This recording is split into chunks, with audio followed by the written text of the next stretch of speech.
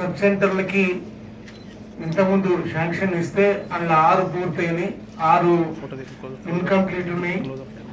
మరి కొన్ని ప్లేసెస్ దానికి పూర్తి చేయడానికి ఆ డబ్బులు 20 లక్షల రూపాయలు సరిపోతలేవని కొంత అబ్జెక్షన్ కాంటాక్ట్ నుంచి వస్తుంది. దాన్ని ఇమ్మీడియట్ గా మీరు ఆదేశాలు ఇవ్వాల్సిన కలెక్టర్ గారికి కోరుతాం.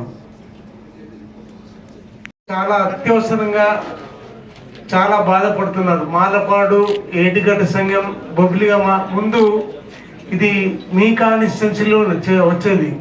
ఆ రోడ్లన్నీ పోయినాయి మొత్తం. అది కాకుండా సింగూరు ప్రాజెక్టు మీద కూడా అదే రోడ్డు వస్తుంది కాబట్టి సత్వరంగా ఆ నిధులు విడుదల చేయాల్సిందిగా మిమ్మల్ని రిక్వెస్ట్ చేస్తున్నాం. అదే రకంగా ఇప్పుడు ఇందాక రమేష్ గారు జడ్పీటీసీ చెప్పినట్టుగా ఆ చిత్తడి ప్రాంతం ఉమ్మడి రాష్ట్రంలో ఒకటి ఆంధ్రాలో ఉన్నది కొల్లేటి సరస్సు, ఒకటి మంజిరాలో ఉంది. డిఎఫ్ఓ గారికి దాని మొత్తం వివరాలు తెలుసు.